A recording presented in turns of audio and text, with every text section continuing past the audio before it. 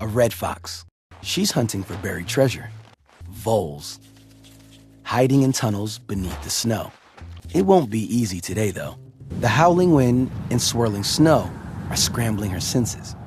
Her massive satellite ears can normally hear a vole from 100 feet away. Tilting her head from side to side, she tries to pinpoint the target using sound alone.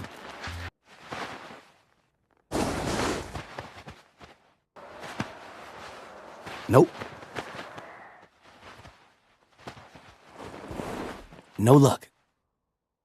But she won't let the weather defeat her. Time for Plan B. That's B for bison.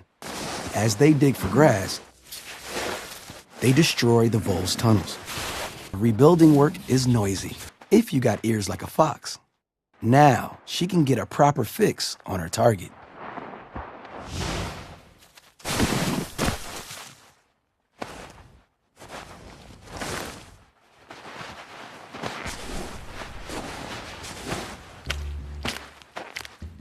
Dinner at last.